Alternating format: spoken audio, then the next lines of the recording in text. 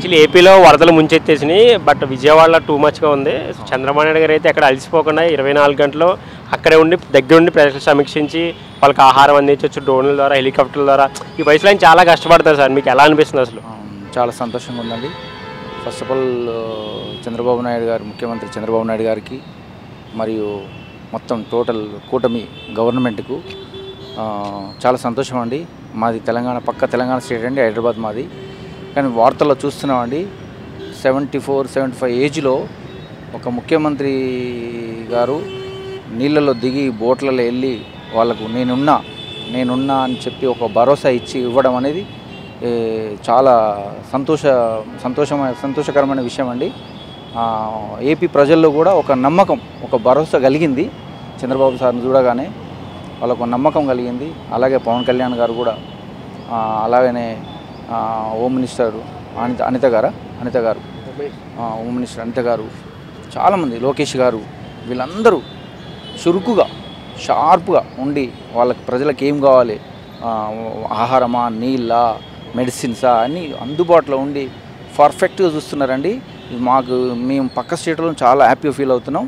అలాగే మా సీఎం కూడా, మా రేవంత్ అన్న కూడా ఖమ్మంకి వెళ్ళాడు నిన్న. అన్ని సహాయ కార్యక్రమాలు చూడాడు. యుద్ధ ప్రాతిపదికంగా అందరికీ సహాయం చేయాలని గవర్నమెంట్ కూడా ప్రకటించిందండి. చాలా సంతోషం అండి. బాగుందండి. ఏపీ ప్రజలకు మంచి రోజులు వచ్చినాయండి. జగన్మోహన్ రెడ్డి కూడా వచ్చారు సార్ విజయవాడ ప్రజల దగ్గరికి. సో ఆయనకి ప్రజలు కూడా వ్యతిరేకంగానే సమాధానం చెప్పారు అంత వర్షంలో కూడా. సో ఆయనకు రాజకీయ భవిష్యత్తు ఎలా ఉండదంటారు? ఆయన ఏంటండి, ముఖ్యమంత్రి ఉన్నప్పుడు కూడా ఇలాంటి పర్యటన చేయలేదండి. వాళ్ళ పర్యటన చేస్తే చెట్లు నరకడం, మొత్తం ఇది డోర్లు, అది కట్టన్లు కట్టడం, అర్పణలు కట్టడం, మొత్తం ఎవ్వరు లేకుండా చూడడం, అలా చేసేవాడండి. ఇప్పుడు నిన్న కూడా వచ్చిండండి, అది కూడా చూసాం. జగన్మోహన్ రెడ్డి కూడా చూసాము. సుడిగాలి పర్యటన అంటారు దాన్ని. సుడిగాలి పర్యటనలోకి వచ్చాడు.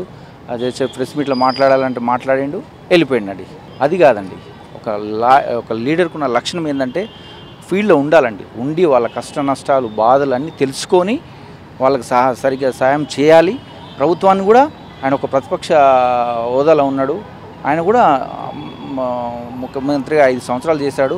ఒక ప్రతిపక్ష లీడర్గా హోదా కావాలంటున్నాడు. అలాంటి వ్యక్తి లీడర్ ఏం చేయాలంటే విజయవాడలో ఉండి వాళ్ళకి ఏం కావాలో చూడాలండి. అలా చూసి అలా వెళ్ళిపోయాడండి. అది కరెక్ట్ కాదండి. అది లీడర్ లక్షణం కాదండి. ఫుడ్ కూడా సప్లై చేయలేదని చెప్పేసి ఆయన అయితే విమర్శించారు చాలామంది. ఇది అపోజిషన్ లీడర్ కదండి. ఇప్పుడు గవర్నమెంట్ మీద ఆయన కావాలని విమర్శిస్తున్నాడు అండి.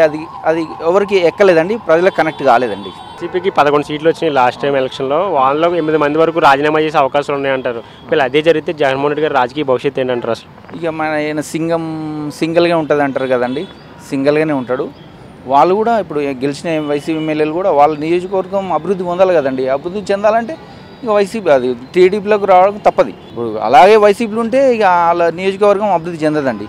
వాళ్ళకి ఇచ్చిన మాటలు, వాళ్ళకి ఇచ్చిన ఏంది మేనిఫెస్టో ఉంది కదండి, నియోజకవర్గం ఇచ్చిన మాట తప్పినట్లు అవుతారు. వాళ్ళ నియోజకవర్గం వాళ్ళ ప్రజలకు ఇచ్చిన మాట నెరవేర్చాలంటే టీడీపీకి రావడం తప్పదండి. టీడీపీకి వస్తేనే వాళ్ళ నియోజకవర్గం అభివృద్ధి పొందుతుంది. ఈ ఒక 5 ఏళ్ళు మాత్రం. అదే జరిగితే ఏ పార్టీ దాన్ని పొత్తు పెట్టుకునే అవకాశం ఉన్నాయంటారు సార్ జగన్మోహన్ రెడ్డి గారు? ఇక జగన్మోహన్ రెడ్డి సింగిల్గా ఉంటాడండి. వీళ్ళ ఎమ్మెల్యేలు, ఎమ్మెల్సీలు బీజేపీలకు, టీడీపీలకు వెళ్తారండి, జనసేనలకు వెళ్తారు. కానీ జగన్మోహన్ రెడ్డి మాత్రం సింగిల్గా ఉంటాడండి. లాస్ట్ వరకు సింగిల్గానే ఉంటాడు.